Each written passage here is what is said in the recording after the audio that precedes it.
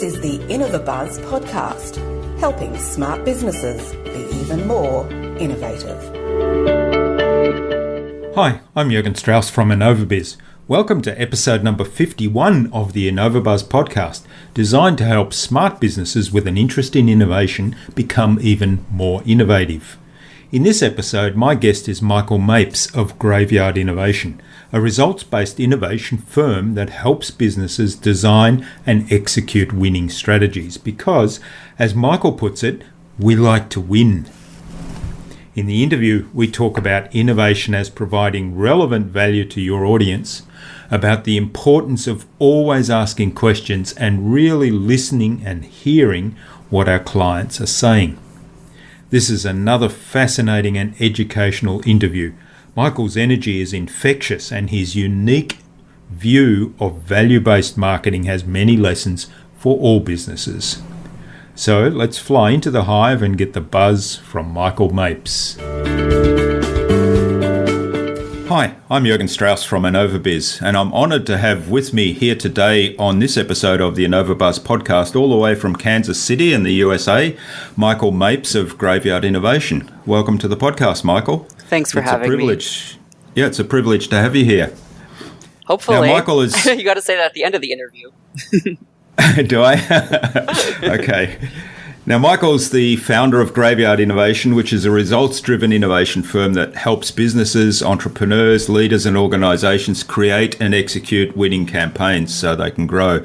Now, I really like the comment you make somewhere on your website. I think we design and execute winning strategies because we like to win. So that's for me, encapsulates what you're about as I read your website. And Micheal's also a best-selling author. His book, The Conscious Entrepreneur's Guide to Creating Wealth, is available on Amazon. So, Micheal, great to have you on the podcast. And now, before we start talking about digital marketing, innovation, and all those kind of things, let's find out a little bit more about your background. What did you want to be when you were a young child? Well, I know the answer to this question because I just went through 3 boxes of stuff from my childhood that my mother sent me. And so I have actual evidence of this. But I wanted to be a figure skating baker. So figure skating baker? Yes. Tell me more about that. Yeah. I mean, not a baking figure skater either, I'm pretty sure. Yeah. I just thought I like figure skating. I like cookies. Why not perform and bake? I can't cook, and I'm not coordinated, so it didn't really pan out. But didn't pan out, but you were already thinking out of the box. So I think there was a sign there. Yeah. Not all innovations succeed, and that's important to remember. That's right. Yeah.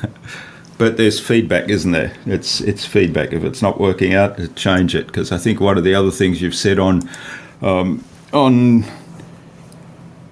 your website, or maybe it was in a podcast interview that I listened to, you said, stop doing what other people are doing and start doing something better. Yeah, I think that takes a lot of testing, and it takes a lot of listening to your own experience. And I think sometimes that's very difficult for us to do, especially for those people who have an original idea. Because if it's truly original, that means it's not in the world yet, right? And so there's a certain amount of people aren't going to get it until they do, and you may need to shape a conversation slowly over time. But on the other hand, that doesn't mean you should be immune or allergic to criticism, right? And you need to also know when something is just not working, or when it's not right. And I think that takes a lot of discernment and a lot of listening to yourself. Yeah, that's a really good point. So how did you get into the business of marketing and marketing coaching then? It's not something I ever considered or something I even knew was a thing. Looking back, I could certainly see different entrepreneurial tendencies that I had, but I mostly thought that they were liabilities. I thought I was a very lazy person. I thought I was an uncommitted person. I thought, why can't I pay attention? There were things I just didn't know about myself. And we were encouraged to be pretty much whatever we wanted. But to me, a business owner was like, they owned a jewelry store or a restaurant. It wasn't, I didn't really get what it meant to be entrepreneurial. What I cared about, what I've always cared about, is intuition, listening to yourself, because being gay and growing up in a very small conservative area, I just think I had a choice very early on. I could listen to what other people were saying, or I could listen to some voice inside myself that said, that's not really right. There's nothing wrong with you. And for me, books and my imagination, I had a grandmother who really encouraged my imagination. I escaped into that. And I'm very grateful because I didn't turn off the parts of my brain that tell me what can be different, right? Whether or not I see it around me. And so I had always cared a lot about listening to that inner voice because it seemed to me that basically my life worked better when I did, and it didn't seem to work out much at all when I listened to everybody else's voice, everyone but myself. So what I was initially interested in at 19 when I lost a family member very close to me was getting connected to that. I mean, it was much more of a personal growth journey, a spiritual journey. I was finishing college and I started a business at 19, teaching, talking about intuition, spirituality, personal growth. That's what I cared about. At some point, I thought, okay, I'm making some money at this. I wonder what it could be. And along that path, I just came across people, these incredible people who were changing lives and making a difference. And yet they couldn't get 3 people to their workshop, right? And I'm so damn stubborn. I mean, I would just fail until I succeeded. And I got super interested in helping these people because I just thought, well, that's a shame, right? And shifted my business up eventually to helping them market, helping them sell, helping them, bring their message forward. But I'm also a very honest person, and I think the best personal growth tool is the mirror, right? There's reality and not reality. And I believe a reality-based life is a better life. And when I went to the mirror after 3.5 years, building a $250,000 business, I mean, I did everything I wanted. I got everything that I wanted in my life. But something was missing. And for me, the needle wasn't moving fast enough. I saw people with high-performing characteristics. They were succeeding. And I saw a lot of other people that weren't succeeding. And so I had to go and say, consulting is great. Coaching is great. What's missing? Why isn't it working? What's going on? And what I started to notice was a lot of trends. A lot of things that I thought, why is nobody talking about this? Why is nobody paying attention to this? And we may talk about this more as we go on. But essentially, I decided it was time to make a change again. And that was what led to Graveyard Innovation. So basically, I think I just followed the signs and I was naive, right? And I definitely recommend it because I wasn't so afraid. Yeah, there's so many good messages in that. I really love that story. It's starting off by listening to your own inner voice and not being influenced by what other people are saying or thinking. And then, looking at the mirror as a personal growth tool. I really like that analogy. And being naive, I mean, you put it in that term, but really it's about being curious, isn't it? Being insatiably curious and asking the question, what's missing here? Why isn't that working the way it could be working? Or why aren't people doing X, Y, Z, where that would add some value? So really the world interesting never felt stuff. like that safe to me, with how I grew up. And I think, I wish every child could feel safe and secure, right? And every person could feel safe and secure. But I think because what I was told was supposed to be safe wasn't, I had much more of a value system around experiencing travel, being a gypsy, learning. That was kind of what I valued. Like, I knew that things were always changing. So it doesn't mean it was always easy. There were a lot of hard times, but I think I was just more adaptable, right? I didn't expect things to be the same day to day. And so I didn't waste so much energy when they weren't. Yeah. So tell us a little bit about Graveyard Innovation then and what you do in the business. Yeah, I'll do my best. I tell people, right? Like, the fact that I can explain it in an hour is pretty good considering it took me 3 when we began. So at some point, I will have this down to the best 1 minute you've ever heard. Okay. And I would tell that to people. I mean, mostly don't rush to get your elevator pitch. Just talk about your idea long enough, and eventually that will emerge, right? So what essentially, we do is, like you said, we design and execute winning strategies. And what's, I think, unique about us, I guess, or, what our kind of grounding value is reliable originality. So I'm very interested in how can you, with extreme precision, knock it out of the park again and again and again. And what does that look like? And when I was looking around at all of these marketing trends, the one thing that I realized was we were operating under a very fraught from the beginning, but certainly outdated framework. And I think we have Bill Gates to thank for this, right? Which is the content is king philosophy. And I mean, just if you've tried to search Google, I mean, I just kind of thought I became a dumb person who didn't know how to use Google, because it's very frustrating, right? And what I noticed was there's all this content. Like, I figured out that we have a saturation of value, by which I mean, I looked around my house one day, and what did I see? I saw on my end table 8 books, all in partial phases of me reading them. I saw my Kindle full of other books that I was partially reading. Magazines were stacked up on my counter. My phone was blowing up saying delete something because there were so many podcasts or Audible books or things on iTunes University. And I had just spent the last 90 minutes scrolling through Netflix, Hulu, and Amazon, just curating the documentaries that I was going to watch. And I thought, and those were all the good things, right? I mean, those weren't the bad things. You'd already filtered them. Exactly. And I could never get to them all. And I realized, oh my gosh, I'm part of the problem. Because if I'm out there producing at this rate, even if it is all excellent, I am in this churn. So what would I need to do to be invaluable and to be noticed when I want to be, right? To turn the light on, get the attention that I want, and then turn it off when I don't want it. And I started looking at who were the people that I followed no matter what. Like, who were the people that I would look them up on Twitter to see what they were doing? They didn't have to tweet me. What were the authors that I was looking for in magazines like Slate, like New York Magazine, like The Atlantic? I didn't have to follow them anywhere. They were compelling enough to me that every couple of months I would check. And what were the publications that I liked, which weren't the publications producing the most content, but were the publications producing a take slightly to the right or to the left of what everyone else is doing. And that's what I started to look at. And as I pulled back from nearly everything that I was doing in marketing, an incredible thing happened. People started to ask me, hey, what are you up to?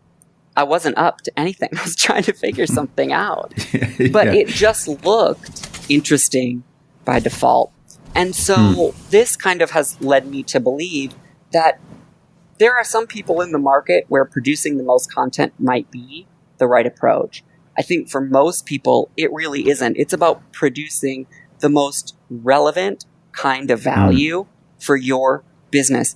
And I mean, it's sort of like, I think the Greeks called it kairos, right? This moment where everything comes together. Timeliness, relevance, narrative coherence, narrative fidelity, and really looking at that. And that to me is the future. And then I started figuring out, I don't want to be stuck in a marketing cubicle if the problem is the product or the problem is the team structure. It's like, I just realized if I can't look at every part of someone's business, I'm not that interested in it. So we really help clients figure out not just what do they want their business to be, but what is the business trying to be. It is infinitely more interesting, and then really help them create both a product, framing, or what most people call positioning, and marketing that is absolutely invaluable, because valuable is not enough anymore. Yeah, that's definitely true. And I love what you said there in so many levels as well. There is so much stuff on the internet and it gets totally overwhelming. And as you say, there's a lot of valuable stuff, even when you filter it out. there's a lot of stuff there and you can't get to it all. I'm in the same we boat have as all you. these terms like engagement and I want to give value. Well, no business doesn't want to give value except for pretty unethical, sleazy people, right? And we have this imprecision in language, right? It's like there's a good kind of engagement, there's an irrelevant kind of engagement. It's like who's engaging, to what end, what does that engagement lead them toward? I think these are really important questions, right? And for me, it's all about this is just kind of my personal thing, but the internet to me is the greatest storytelling tool since the human imagination. It is incredible. But what we have used it for is we haven't used it any more than we used libraries before it, because we're not running off to radically new spaces to find new information. We are using the internet as a megaphone to magnify conventional wisdom. And here we have this amazing storytelling tool, and we're producing glorified marketing brochures. That is not the best we can do with this. And so I think that it's like if there was ever a time for the meritocracy, now is that time, right? And that's what I'm fascinated by. Yeah, you're definitely right. There's so much that's really just glorified brochures, and some of them might be exceptionally good, but they're not relevant to anybody, or they're not relevant to the right audience. So one of the things that I always try to focus on is understanding who is your audience and what are they looking for. And there's an example. I've got an issue with my PCs that I can't solve. There's some random numbers popping up over the screen, and they're just coordinate pairs. They look like coordinate pairs, and I thought, well, somebody's experienced this, and so I do an internet search to find a solution, and usually you end up with an answer.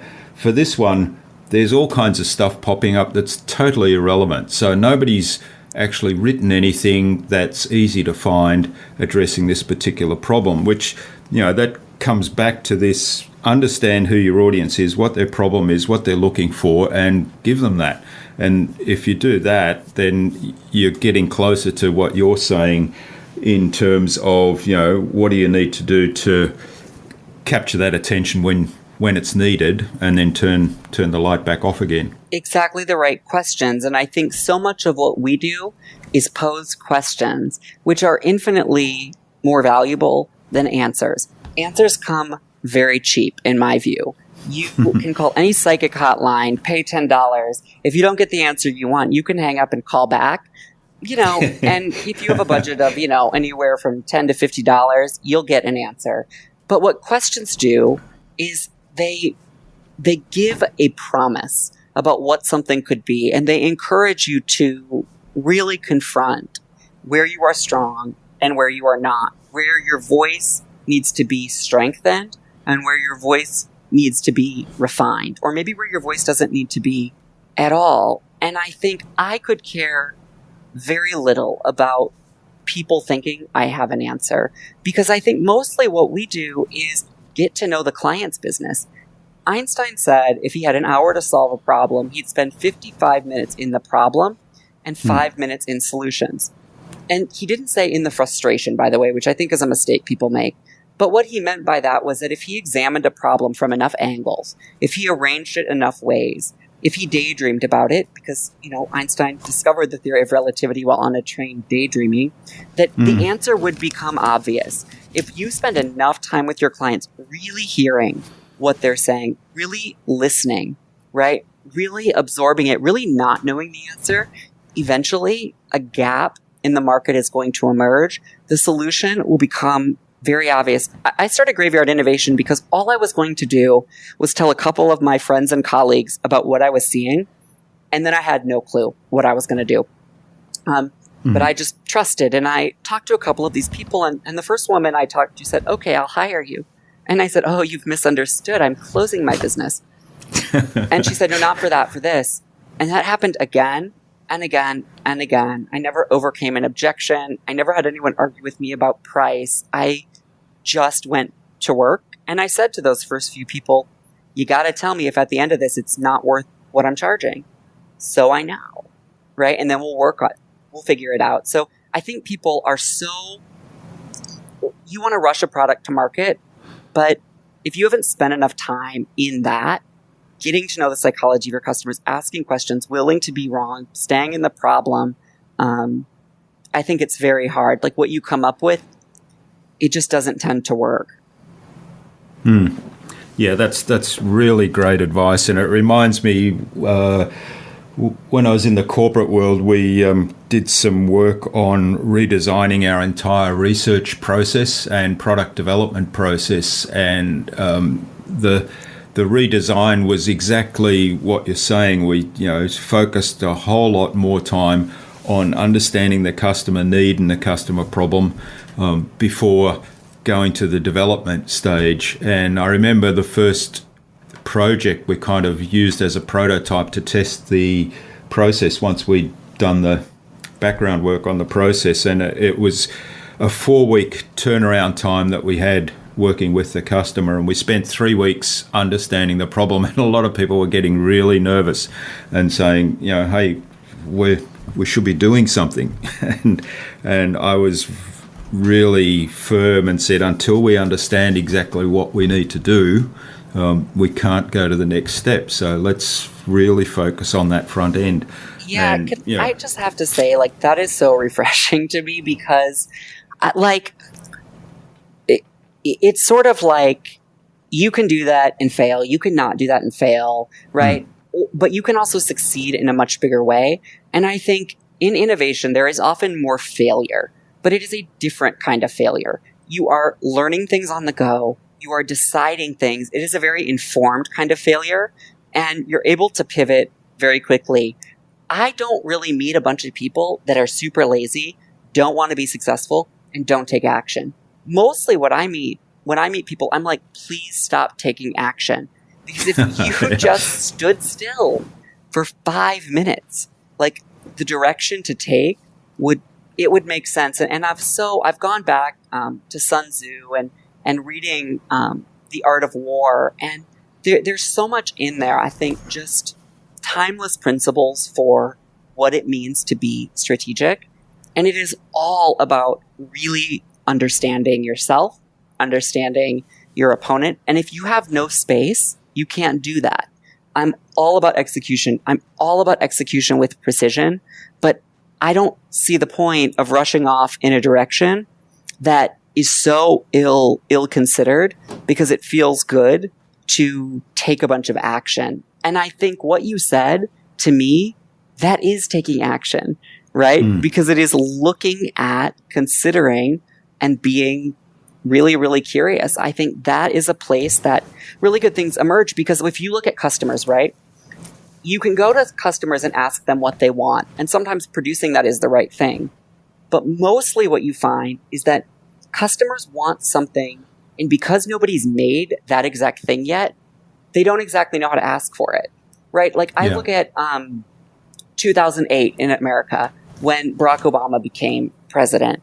If you did a poll of anybody in 2006 or 2007 that said, will the next president be a one-term senator from a very liberal state with the middle name Hussein, right? Nobody on a poll would have said, oh yeah, that's going to be our next president. It would have been so far-fetched because, nobody knew Barack Obama. But Barack Obama saw these trends, and his team saw these trends, right? And they were able to meet the moment and greet this moment almost perfectly. The country was asking for Barack Obama. It just didn't know to say, we want Barack Obama, right? And I think that's probably what happened in this case you were working on. They knew some of what to ask for, some not, but you just saw something like giraffes are something that we look to in graveyard innovation because they see above the trees, right? And that's a lot of what that process, I'm guessing, enabled you to do. And it's really, frankly, refreshing to hear. Yeah, that's right. And like you say, often the customers don't know exactly. They've got some idea of what they want usually they have a good idea of what they want, but don't know how to articulate that or don't know how that might impact on their business. And often it turns out that they need something slightly different. So exactly. If I only really, ever had white cake, right, and I kept asking for vanilla cake, yeah, and nobody ever gave me a cinnamon roll, I would have never eaten a cinnamon roll, right? Something far superior to white cake. But Yeah. I would just be asking for the thing I knew, right? Instead of the That's thing that I right. might like way more. Exactly, yeah. So spending that time and getting that understanding it's not about not taking action. It's about taking action that gives you a better understanding of what then will be the ultimate outcome. You can do so much damage, I think, right? And that's what we forget. Action is not neutral. You can diminish yourself. And now you have to know the difference between giving space, being creative, really being strategic, and what a lot of people call strategy. I just do not think it passes for it. And then being in fear, right? You can certainly overanalyze. You can certainly be paralyzed. Sometimes you need a tactic, right? And that's where you are, and it's what you need in the moment. And there again, I think it really is, to me, knowing yourself, and even more importantly, knowing the value of your company. And are you being true to that value? That, to me, is the thing that always guides me. If I was being true to this value, what might I be doing? What choice might I be making? It always leads me in the right direction, even if it requires a hard choice in the moment. Yeah, that's something that raises another question for me in terms of what you do. You mentioned somewhere, define your true genius, get yourself esteemed at what you're really exceptional at, and get others to help with the stuff that's not your strength. So talk to us a little bit more about that, because I think that's a really good philosophy. Yeah. I would say look to the thing that you're trying to fix about your personality, most likely, or whatever thing you think is some liability that's keeping you from success, and lean into it, most likely, right? For me, it was my curiosity, because I thought it was a hindrance. I mean, I heard so many times growing up, Michael, shut up, stop talking. Why are you asking that question? This is just what we're going to do. So I got it in my head that, I just couldn't learn like other people, and that it was, these questions were wrong, bad. You didn't need to ask them, right? And then I built, my last business. I didn't ask as many questions as I should have. And I regret that. And I try to make up for that now. And I've gone back to most of my clients, and I'll go back to all of them and talk to them about that, because I think it's so important. But I thought I had to overcome that, right? Because I thought it meant I was undisciplined. But truly, it has been my greatest gift. Does that mean every moment is a time to be creative? No. That side of me needs a rest too, right? And it would be tyranny to always be innovating, always be creating. There's a time to implement. But what happened when I went back to that was everything just started to work for me in a different way. And I found people that could come in, because it does give me certain liabilities. I'm not as good with everyday things like around my house or remembering to check my mail, right? Because I'm obsessed with what would be a better way to get the mail, and I'm thinking about things and forgetting them. So there's certain ways I have to calibrate for that, right? But the great thing about it is you had Lisa Wells, I think, on your program. And Lisa and I are great friends. But Lisa and I also have very different personalities, right? And what she's kind of shown me is there's someone who can pick up and, where I'm weak. And that is something that we open the door for, right? For people to come in and do what they do. My mother, I will always be grateful for this, told me very young, never get it in your head that because you might be educated or because you have certain opportunities that you're any better than anyone else, or that any job is any better than any other job. one of the most important jobs is picking up the garbage, right? If we don't have that, there are plagues and disease and a whole bunch of other bad things. It's such honorable work, right? But we need every single person in society, doing what they're meant to do. And I really believe we need to honor that more, and I'll always be thankful for that, right? But I think it's sort of like we try to correct for those. So I'm a person who starts things, and that's basically what I do in my business. I start things, I give them to my team, and then I come back at the end to refine and finish, make sure that they have creative excellence, make sure that we are nearing perfection. It's very important to me. But for a long time, I thought, I have to do every phase of this and like every phase of it, or I'm not committed. So I would say look to whatever thing you are trying to fix and consider what might happen if you simply leaned into that. Because there's often so much brilliance there. Yeah, that's great advice. And it may well be, I mean, you point out on your website that, a big chunk or 80% of services businesses fail. And I think the statistic is that it's 90% in the first 10 years. Yeah. And probably part of the reason for that is exactly what you're saying. They're falling into that trap of I got to do everything, and not focusing on the thing that is really your strength and getting help with the other things. We're very focused, on Silicon Valley, I think, at this moment, and apps and technological development. And, it's very important. But, Silicon Valley is, it isn't the next wave of innovation. I mean, I truly believe that the next wave of innovation is in services. And now some of that's going to be the meeting between online and offline and the seamless integration of those things. Some of that's going to be bringing technology in. Some of it's going to be just returning. Like, we're all remembering right now that the phone is faster than email, which you sort of think we would have learned when we invented the phone the first time we sent letters, right? Yeah. So I think I think there's so much potential there. And I'm constantly saying to people, like, why aren't you innovating this? Like, there's so much opportunity right now. There's such a hunger for it. I mean, the CEO, I think of Coca-Cola, they've gone totally to pay for performance in their advertising agencies because they've been so disappointed in the level of creativity. And Coca-Cola is a brand that's totally dependent on good advertising. I mean, it essentially is a brand, right? So there's this writing on the wall. And I think I'm so excited to see where that leads us, right? And I am so... I mean, we don't have really the right framework in our world quite yet because we don't cultivate these strengths from an early age. And I would just say, I'm all about being optimistic. I try to be a positive person, but don't shortchange yourself.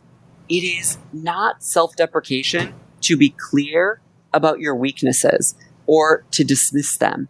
I really believe if you can get very truthful and honest about those and own them, and you may need to minimize your risks sometimes, but if you can get very clear about those as well, spend some time in that uncomfortableness. Spend some time in like, oh yeah, I'm not good at everything. Because too many people are wasting their lives and never getting to their brilliance because they are really good at, a lot of things. And I say to people, whenever you're done being really good at a lot of things, you will be excellent at one thing, and that will set you apart. So we've got to stop getting all our self-esteem from competence and start saving our world with our excellence. That's great advice. And of course, then coming back to what you said very early in the interview about unique value proposition and don't rush to get to that elevator pitch, it's once you understand what is your point of excellence and your point of difference, that becomes your elevator pitch, doesn't it? Exactly. You can't win. It's like, if you're a new business, right, you can't win every battle all the time. So you're going to be really bad at it because you don't have the language yet. There is so much you don't know. But get clear on what problem you're trying to solve today and what you can be really good at. We couldn't be really good at finishing people's projects in the beginning because it was all innovation. It was all testing. So we couldn't be committed to finishing. But what we were committed to was caring and creativity. So we were honest with the clients about that, right? We didn't make excuses. We didn't try to hide it. And I was comfortable with a client walking away or being seriously irritated with me. Like, I would rather have that than send out something that did not meet my creative standard in the beginning, because I would rather have a client angry and, give them their money back than put bad ideas or something less than our best out into the world. So I had to decide, this is where we're going to be really good today.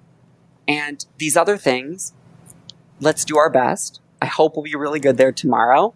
But I just think in the beginning, we don't have the resources to do all of that. If you are more focused and honest, clients will completely understand. I didn't have any clients quit. Were some of them irritated at certain moments? They were. But there are ways to make up for that. And I found they totally respected the process.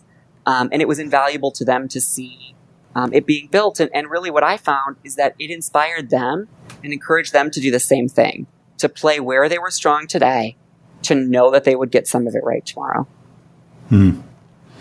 Okay, now you mentioned processes. So do you have strict processes that you follow for the coaching plans?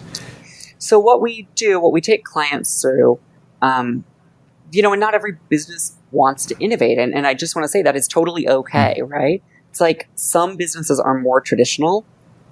It's totally fine, right? You wouldn't want a world where every business was innovating all the time, right? Like you wouldn't, and we don't need it. So we actually take people through a 3-phase process. It's called our strategic storytelling process. Most of our clients have had so much coaching, so much personal growth and development, and what they need is strategy, and that's what we drive. And in phase 1, it's all about creativity. What are the targeted innovations as we see them? What's the narrative? We bring that to the client, right? And mostly in that phase, we're just looking at ideas. In phase 2, we shift a little bit and we take 3 months. We are implementing this. We are building a unified digital brand often for them. We're just getting in 3 months everything the client needs. And in this phase, it's all about trust, right? Us going above and beyond, them seeing that we're going to produce the exact right amount for their project. We never tell someone, you're going to get a website at the end of this, you're going to get 17 partnerships at the end of this and 5 videos. They may get that. They may get more, they may get less. But what we're interested in is what's going to drive a result, usually profit. And if we start building a website and then all of a sudden we find that strategic partnerships are just really working right now, we're going to shift gears there, make the money. Oops, sorry about that.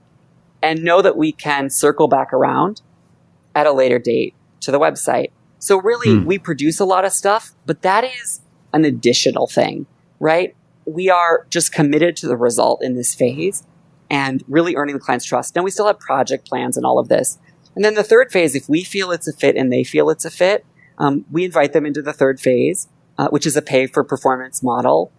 We take a modest fee on a sliding scale, very modest, and then we get paid when we earn the client money. Obviously, that's not appropriate for everyone for lots of reasons, but it's kind of like this. The client takes the risk in phase 1, we split it in phase 2, and we take the risk in phase 3.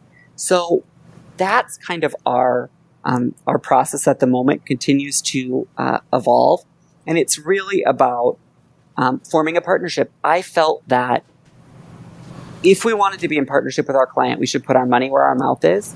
We should be able to prove that we can do what we say we can do, and we should take some of the risk. It really incentivizes us to be honest, to be direct, and to make sure that we are working in everybody's aligned interests versus going to them and saying, we need more for this, we need more for that.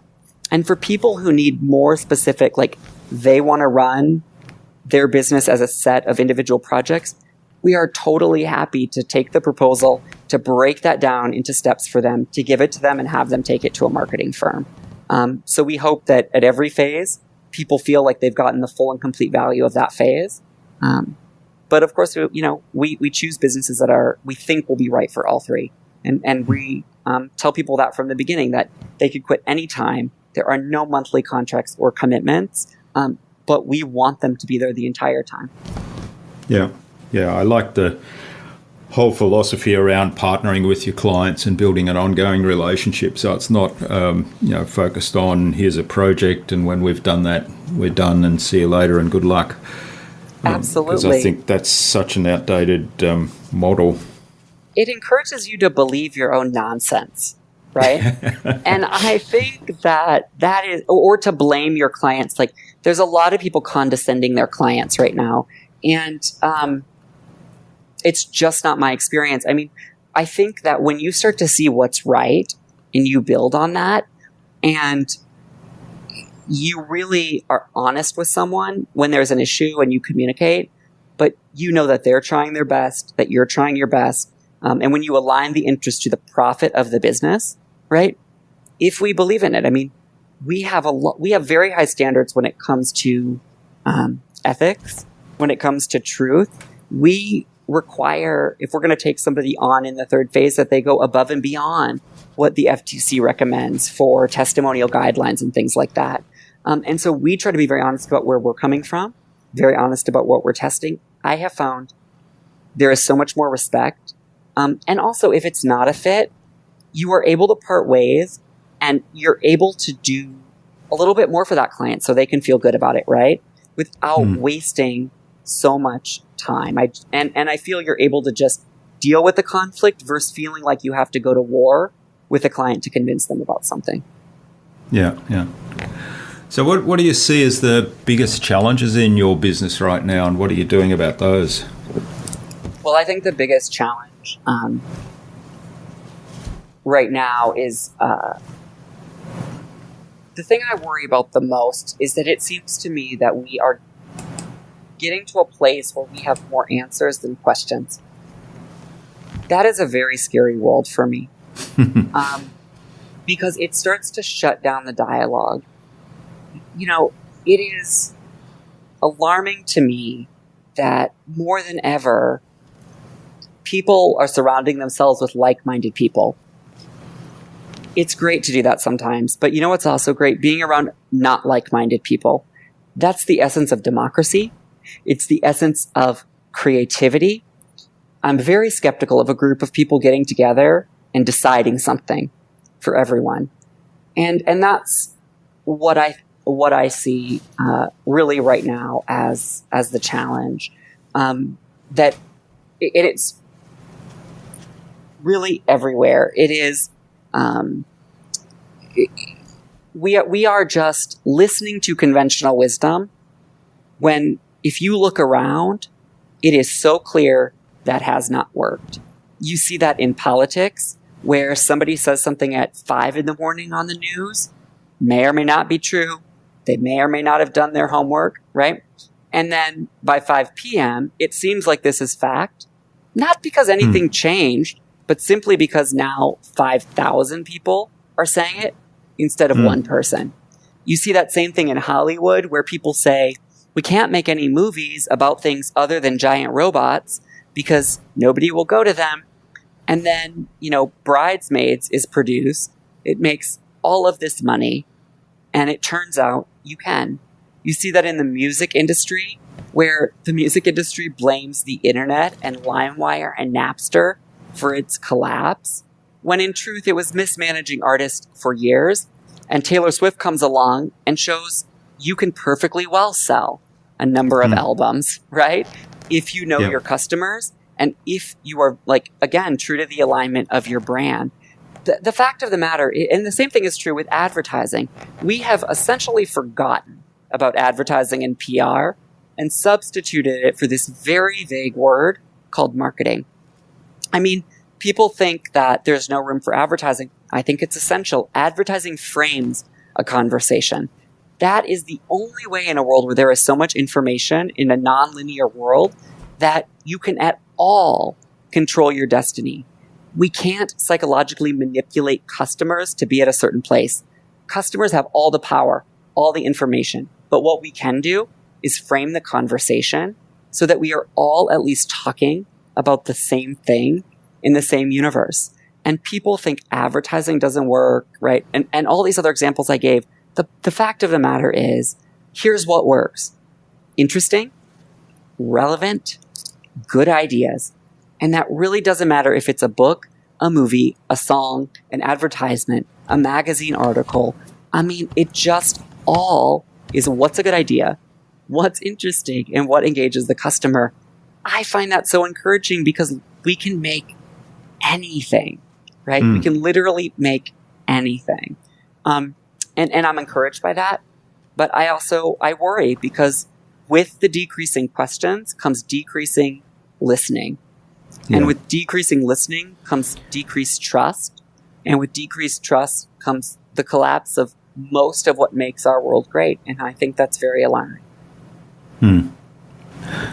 Yeah, really good points there. Now, you talk a lot about innovation in your business and so on. So I'm interested in what you see as the biggest traps that innovators encounter when they're trying to sell new ideas. I think that they are unclear. Well, let me kind of put it in esoteric terms, and then I'll try to make sense of it. I think that they're unclear about the degree to which they need to step out of coherence. So there's all different degrees of innovation. And for us, innovation, this is not my definition. This is, couldn't even tell you the name of it, but basically some business school person's definition, and I liked it, so I stole it. Innovation is idea times commercialization, right? Yeah. So it's very important that it's not plus, right? Like if you have an idea, you don't have 50% of innovation. So it's idea times commercialization. There's all different degrees of it, right? There is Hillary Clinton innovation, which is like getting herself a little bit in line with where the base is now, right?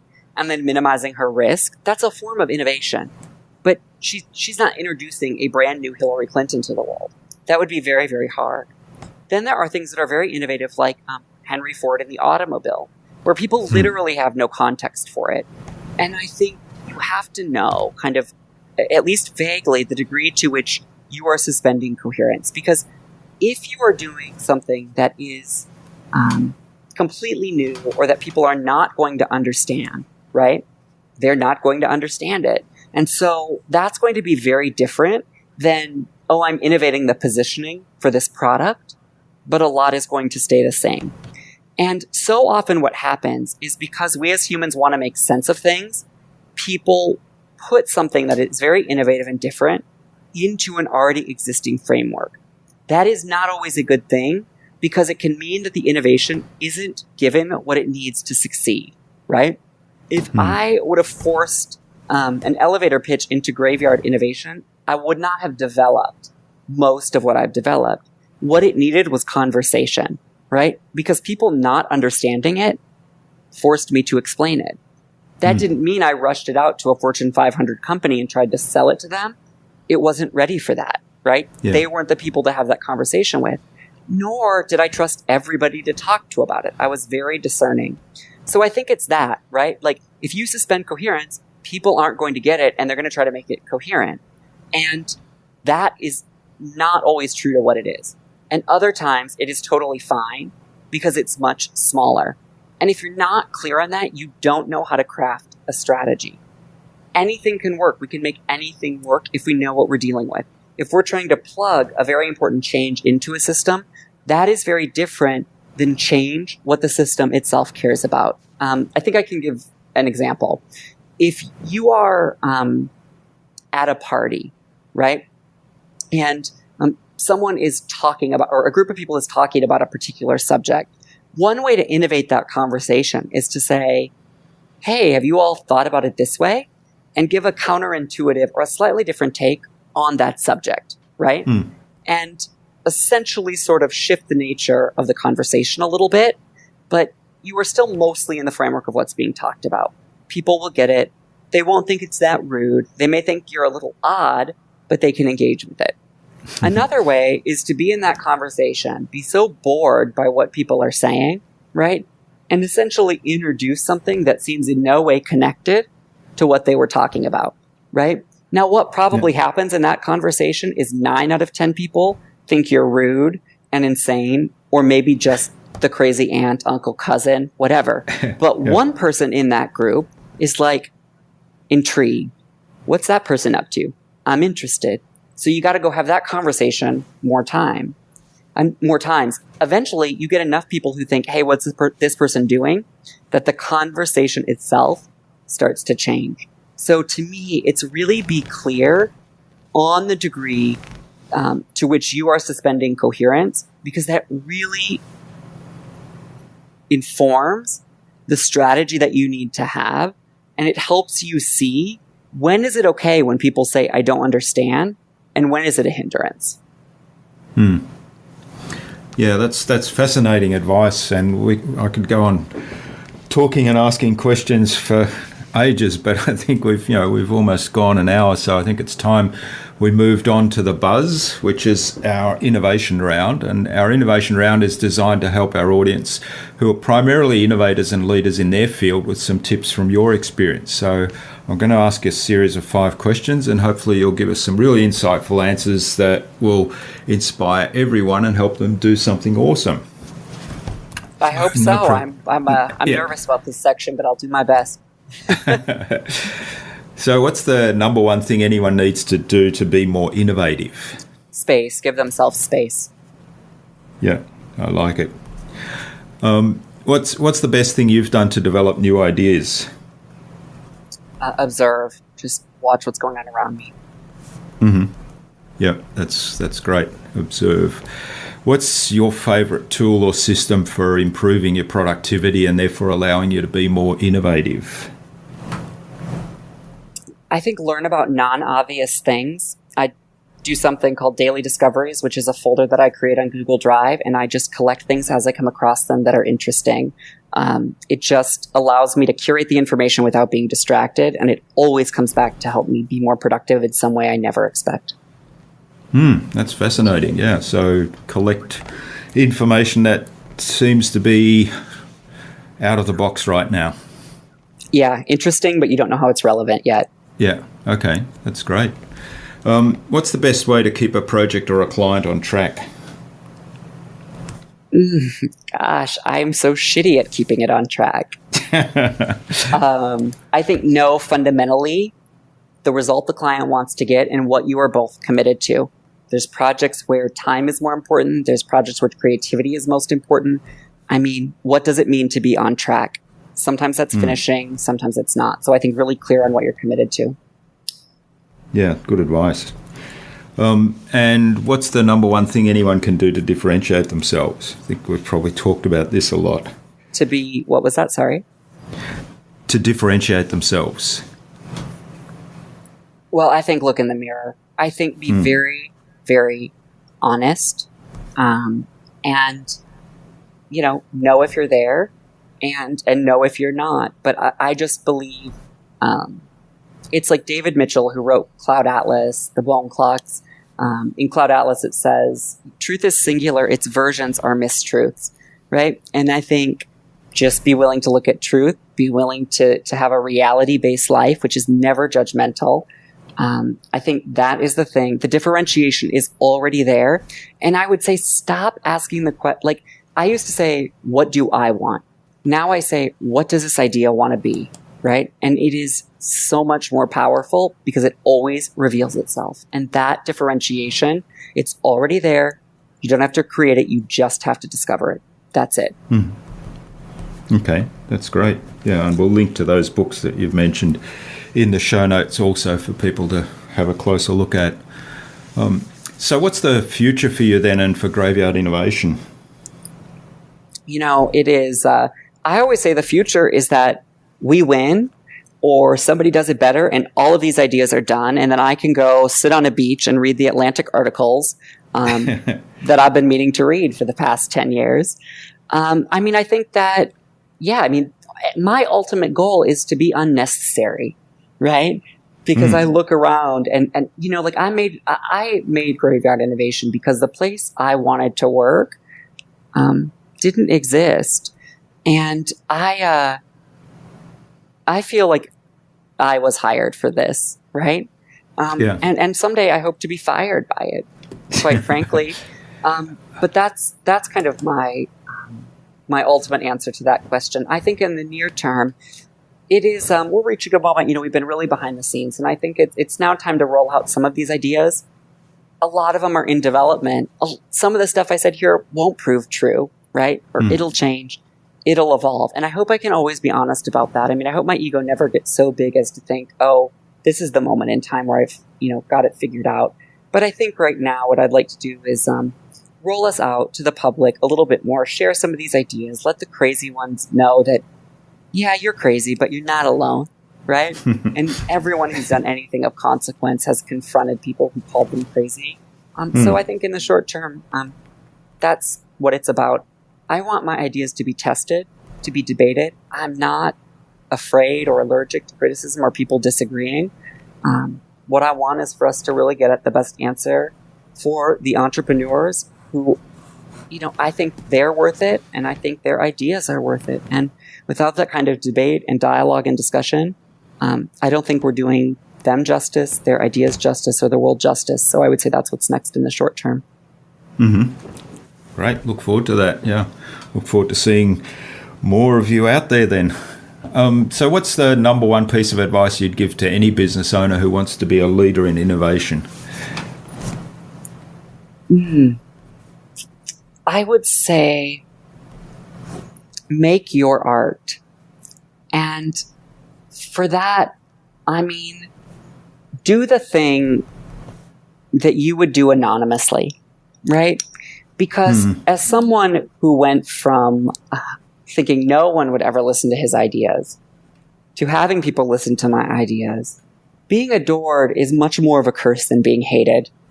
And I think that when you do the thing, whatever your art is, I mean, my art is really messing around with other people's ideas. That's what fuels me. I've done that my whole life. I do that wherever I go. I don't feel that I'm giving away my value. There's enough ideas, here to play with forever. So I think what's the thing that you would do humbly, that you would do with anonymity, and that you would do if no one cares, and you would be so filled up that whether people noticed or not, you would be okay with it. And you have to find that your whole life has been leading you toward it. But I don't think there are problems. There's just misarrangements. And so often we've just not arranged our life in the right way. So I would say, what's the thing that you want to make? Whether it's a literal thing like a painting, whether it's more of a metaphoric thing like, playing with ideas, and just do that. Do that to solve problems, right? And people will pay you. They really will. I think that's what the world needs. We need to listen to our own voice, and we need to trust that. And do I know if it will work? Do I know if we can do it? I don't. But I just know I would rather be smiling, making my art at the end than not. And that is richer to me than anything else in my life. So that's what I would say. Find your art and, and do it. Okay, that's great advice. Thanks for that, Michael. This has been really fascinating. I've sort of taken pages of notes here and got lots of ideas, and I really appreciate you spending time with us and sharing so much information with us. Where can people reach out and say thank you? I think eventually we'll have a website that's up, which will be graveyardinnovation.com or marketingisbroken.com. Both those should be rolling out. I say 30 days, could be sooner. But basically, if you want to get a hold of me, I would say just email me. And my email is mmapes, so MMAPES at graveyardinnovation.com, or just call me, 866-798-4084. And anything you need, I've got a business full of old trainings I'm happy to send you if any of them will help you. Happy to point you in the direction of a resource, happy to chat with you about your idea. I think so many people don't take advantage of the opportunities that are before them. So if that feels like an opportunity to you, if I can assist, if you think I'm wrong, that is also a beautiful thing to email me about. But that's what I would say. Just reach out if you feel at all connected to it. Yeah. Okay. Thanks for that, Micheal. And we'll put links to all of those contact points in the show notes. So finally then, who would you like me to interview on a future InnovaBuzz podcast and why? Well, of course. I mean, I want you to interview Hillary Clinton. Because I think it would be so interesting. Maybe we could use like Wonder Woman's lasso of truth, so she has to answer non-politically or something, right? So we can get the juicy details, or maybe after 8 years, after she's finishing out her second term. But I had so many answers to this question. I mean, my co-founder, Jeanette Valentino, absolutely incredible. Some of my clients, I think of Kim Miles and Jennifer Wilkov, who have a side business called Boys Before Business, doing some really interesting things in the relationship niche. I mean, I can just go, I want you to interview every single one of my clients and every single one of my team members. That's what I want. But no, okay, honestly, any of them or anybody you choose, because I mean, listening to people we don't know is just as valuable to us, quite frankly. Okay, well, we'll get a list of people from you then, Micheal. That's really great. But in the meantime, it's probably it's always Jeanette. Like, how do I, how many Micheals does it take to change a light bulb? And it's like, you're asking the wrong question. So that's kind of my answer to that. You're asking the wrong question. We'll let you answer. Okay. All right. Well, we'll get a list of people from you, and we'll be in touch with those people. So Jeanette, Kim, Jennifer, and all those other clients of Micheal's. Stay tuned. So thanks so much, Micheal, for sharing your time and your insights with us today. This has been absolutely fascinating, and we've gone over an hour now, which is, I really appreciate you spending so much time with us. I've enjoyed this immensely and learned a lot, and I'm sure our audience will as well. So I wish you all the best for the future of Graveyard Innovation, and let's keep in touch. Absolutely, and please keep doing this. I don't think the world is suffering from too many innovative voices right now. All right, thanks. I hope you enjoyed meeting Micheal as much as I enjoyed interviewing him. There's a lot of fabulous advice and lessons in this interview. All the show notes for the episode will be at innovabiz.com.au/Micheal Mapes. That is MICHAEL